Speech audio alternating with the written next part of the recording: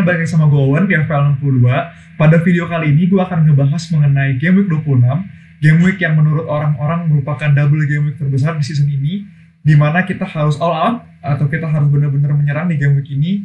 Dan mari kita lupakan Game Week 25 yang mungkin bagi lu semua kurang memuaskan. Di hari ini gue akan ngebahas mengenai review Game Week 25 gue, kemudian fixture di double Game Week 26, kemudian yang ketiga adalah perbandingan para pemain, keempat juga ada data baik menyerang maupun bertahan, dan juga tim plan gue maupun captaincy gue. Oke, di Game Week 25 kemarin, gue berhasil mendapatkan 86 poin, dikurang 4 karena gue minus 4 untuk Ings.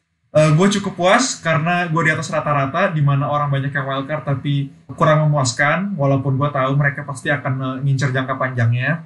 Cuma gue sampai sekarang lumayan puas dengan tim gue sekarang. Bisa kita lihat dari Pope 8 poin, clean sheet, cukup memuaskan. Diaz, Dallas juga perform, apalagi Dallas, dia yang core. Cuma Wan Bissaka di sini yang ngeblank. Dari midfielder ada Gundogan sama Son yang ngeblank. Rafinha dan Fernandes perform. Untuk forwardnya, untuk penyerangnya ada Ings yang gue cukup sayang ya guys. Maksudnya gue minus 4 untuk dia. Bahkan dicadangin kemarin di pertandingan kedua dan baru main di menit 60. Jadi hanya dapat 3 poin. Tapi sementara gue puas karena gue kemarin itu transfer out Salah dan Salah ngeblank. Gue dapat 12 poin daripada Salah yang cuma mungkin 2 poin. Dia 2 poin. Walaupun gue transfer Antonio yang dia nyetak kemarin, cuma nggak apa-apa lah. Jadi untuk Game Week 26, ada beberapa fixtures yang akan dimainkan. 14 tim akan menjalani double Game Week, atau 2 kali bermain. Di sini ada 4 tim yang menurut gue cukup menarik untuk kita perhatikan. Aston Villa, Everton, Leicester, dan Spurs. Aston Villa akan melawan Leeds dan Sheffield, walaupun dua-duanya away. Tapi kita tahu Leeds sendiri permainannya akan terbuka sekali. Jadi ada kesempatan untuk Aston Villa pasti untuk mendapatkan gol. Sheffield, kita tahu musim ini nggak terlalu bagus. Jadi mungkin aja Aston Villa bisa dapat clean sheet dari lawan Sheffield. Kemudian Everton akan melawan Southampton di home dan juga West Bromwich Albion di away. Southampton kita tahu juga defense-nya lagi nggak jelas. Terutama Walcott-Peters yang lagi cedera. Dan West Bromwich Albion, walaupun beberapa game terakhir ini dia berhasil perform, mainnya bagus. Cuma tetap aja West Bromwich Albion ini tim papan bawah ya guys ya. Kemudian ada Leicester yang lagi perform banget timnya. Walaupun matchnya agak tricky, Arsenal dan Burnley. Cuma menurut gue dengan performa Leicester yang sedang gila-gilanya, cukup perlu dipertimbangkan untuk memasukkan pemain Leicester. Kemudian ada Spurs. Spurs akan bertemu dengan Burnley dan Fulham.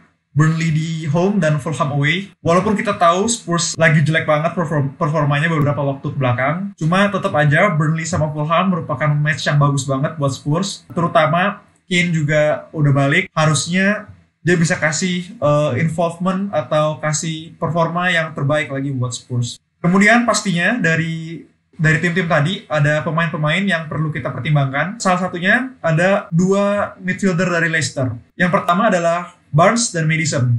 2 orang ini sedang lagi gila-gilanya diomongin sama orang-orang. Walaupun Maddison ada isu dia cedera di hip injury, cuma tetap aja akan kita bandingkan guys, karena mereka ini merupakan 2 motor serangan dari Leicester sendiri. Dari cost kita bisa lihat, Barnes lebih murah daripada Maddison dengan 6,8, Maddison 7,3, lebih murah 0,5. Walaupun sekarang 6,9 kalau nggak salah baru-baru diupdate. 6,9, cuma tetap aja lebih murah Barnes. Untuk gol sama-sama 2, untuk assist lebih banyak Maddison mendapatkan 2 dari 4 pertandingan terakhir ya guys. Dan XGI-nya goal involvement Barnes lebih tinggi 1,69 dan Maddison 1,39. Untuk XG non penalty Barnes juga lebih bagus 1,3 dibandingkan Maddison yang 0,8.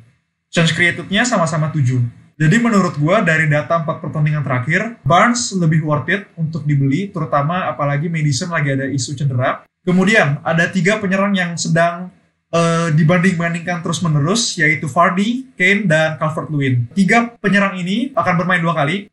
Untuk Vardy kita lihat cost-nya 10,1, Kane 11,1, dan Calvert-Lewin 7,6. Dari segi cost, Calvert-Lewin jauh lebih murah daripada Vardy dan Kane. Untuk goals, sama-sama 1 di 4 pertandingan terakhir. Assist sama-sama 0. XGI kita bisa lihat Calvert-Lewin lebih bagus 2,4. Yang kedua disusul oleh Vardy 1,9 dan Kane yang paling bawah guys. Untuk XG non penalty, Vardy lebih bagus daripada keduanya 1,88 dibandingkan Kane 1,23 dan Calvert-Lewin 1,71. Untuk chance created, Kane jauh lebih tinggi daripada Calvert-Lewin dan Vardy. Emang kita bisa lihat ya guys, kalau Spurs main itu Kane bener-bener yang banyak involve, banyak berkontribusi untuk lini depannya Spurs.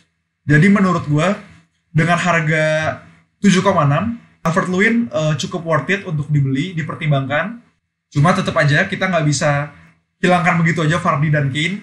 Ini kembali lagi ke tim kita semua.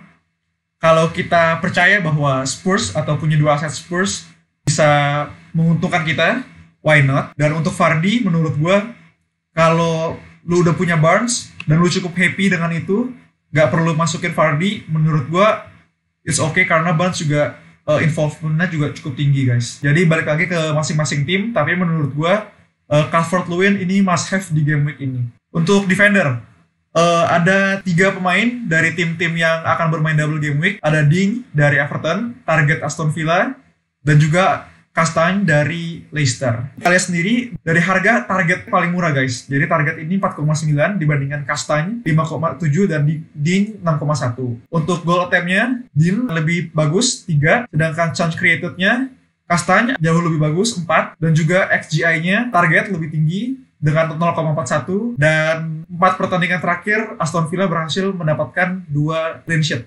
Jadi menurut gua di harga 4,9 target ini perlu dipertimbangkan lagi guys. Walaupun kita tahu Aston Villa sebenarnya defendernya lumayan bergantung dengan Martinez. Cuma dengan harga 4,9 dan dia main di game week 29, kalau long term menurut gue target cukup bagus. Kemudian ada tim data attack. Dari tim-tim yang akan bermain, gue ada tim-tim yang gue lihat cukup bagus pertandingannya dan juga menarik untuk kita lihat datanya. Yang pertama MU ini luar biasa, dia mengalahkan Manchester City dengan XG yang lebih tinggi 8,7 di 4 pertandingan terakhir, sedangkan City cuma dapat 8,5. Jadi menurut gue untuk punya Bruno Fernandes cukup esensial buat kita semua ya guys. Kemudian Leeds ini walaupun dia nggak double game week di game week 26, cuma kita bisa lihat bahwa dia top 5 bahkan ya, top 5 untuk XG-nya di 5,9. Ini menunjukkan bahwa kita jangan terlalu tergantung dengan tim-tim atau pemain-pemain di double game week. Tim single game week kayak Leeds ini juga punya data yang cukup bagus, angka yang cukup bagus di 5,9. Jadi menurut gua kalau lu punya Bamford atau Rafinha dan lu nggak mau keluarin, it's okay banget. Bahkan Leeds lebih tinggi dari Liverpool. Kemudian Everton yang banyak orang akan masukkan atau orang banyak lihat, Calvert-Lewin punya XG 4,7 dengan menit per chance-nya 15,4. Jadi menurut gue Everton ini sebenarnya untuk attacker juga tidak terlalu bagus banget guys. Cuma tetap aja Calvert-Lewin merupakan penyerang utama mereka. Mereka akan banyak bertumbuh sama dia. Jadi kita coba lihat aja nanti. Kemudian Tottenham, gue nggak kaget mereka untuk di posisi seperti ini dengan Mourinho sebagai pelatihnya yang lebih mengandalkan counter attack, terutama di 4 match terakhir. Kane juga baru main di match terakhir, sehingga menurut gue kita nggak bisa berpatok juga sama data ini bahwa Tottenham berada di paling bawah kedua setelah Crystal Palace dengan 3,5, terutama dengan pertandingan yang menurut gue cukup bagus nantinya di game 26. Untuk defense sendiri Chelsea masih paling bagus seperti kita tahu di bawah asuhan Tuchel. Chelsea cuma mendapatkan 2,4 XG conceded, disusul dengan Manchester City. Bahkan Chelsea sekarang bagus banget ya guys di atas Manchester City. Kemudian ada 3 tim yang menurut gue menarik untuk diperhatikan, yaitu Brighton, Burnley, dan juga Fulham. 3 klub ini sebenarnya kita tahu bukan klub papan atas. Burnley, Brighton, bahkan Fulham yang baru promosi. Cuma kita bisa lihat dari 4 pertandingan terakhir, mereka defense-nya cukup solid. Jadi kita bisa pertimbangkan untuk pemain-pemain kalau kita mau cari differential atau pemain-pemain dengan budget yang murah, kita bisa coba lihat dari 3 tim ini. Kemudian Everton, kita bisa lihat sebenarnya nggak terlalu bagus XG-nya, XG conceded-nya di 6,7. Jadi menurut gua Everton ini juga kita nggak bisa ngandalin mereka untuk clean sheet. Dean kita harapkan involve di penyerangan. Kemudian untuk pemain sendiri, untuk dari forward kita lihat Diane ini luar biasa ya guys. Dia menempati 2,8, XG non penaltinya 3,1, goal involvement-nya. Jadi bahkan dia di atas Mane, Salah, Sterling maupun Antonio. Kita tahu sendiri 4 pertandingan terakhir dia perform banget. Jadi menurut gua dengan harga yang murah pastinya, Diana ini merupakan sebuah diferensial yang bisa kita perhatikan lebih jauh lagi. Kemudian Rafinha masih mendapatkan angka yang cukup bagus di datanya ini, sehingga menurut gua kita nggak ada paksaan untuk mengeluarkan dia demi mendapatkan pemain double game week, karena bisa aja mereka perform di satu pertandingan itu, dan juga mereka kan nggak blank guys di pertandingan game week 29. Kemudian Calvert-Lewin mendapatkan 2 goal involvement dan juga 1,7 XG atau expected goals-nya dari non-penalty. Jadi menurut gua, kita bisa lihat Calvert-Lewin, Vardy, dan Kane. Calvert-Lewin masih mendapatkan angka yang cukup bagus dari XG non-penalty dan maupun goal involvement-nya. Terutama yang kita sudah bilang tadi guys, Calvert-Lewin ini punya harga yang cukup murah. Menurut gua, Calvert-Lewin akan lebih worth it daripada Vardy dan Kane. Cuma ini kembali lagi ke tim kita semua. Untuk defender ada Veltman dari Brighton, yang kemarin dia mencetak gol ya guys, luar biasa. Dia punya 2 clean sheet dari 4 pertandingannya Brighton, bahkan mempunyai 1,3 expected goals involvement-nya.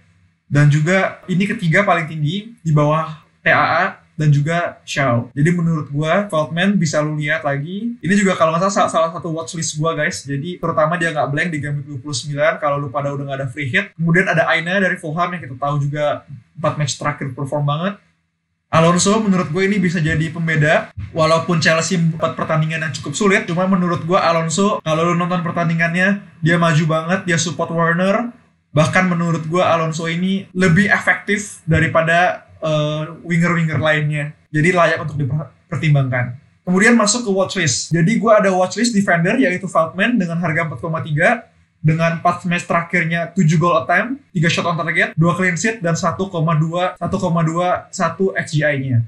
Jadi menurut gue, Veltman ini yang lagi perform akan jadi salah satu yang banyak diperbincangkan. Dengan match yang dia punya di game week 29 akan bagus untuk long term-nya, terutama lu gak ada free hit. Jadi saran gue, Veltman ini bisa jadi pembeda. Kemudian Harvey Barnes yang sudah kita ngomongin dari tadi, dengan harga 6,9, 11 goal attempt, 4 shot on target, 1,30 XG, dan 31,5 menit per chance. Jadi sekitar ada 3 peluang yang diciptakan selama 90 menit dia bermain. Menurut gue ini angka yang luar biasa bagus guys, di harga 6,9. Terutama dengan match-match di 27 dan 28 yang bagus, Harvey Barnes ini bisa jadi pemain yang mendapatkan poin banyak. Kemudian ada Vardy. Menurut gue, Vardy ini cukup perlu dipertimbangkan, walaupun harganya lumayan mahal, hitungan pemain premium guys.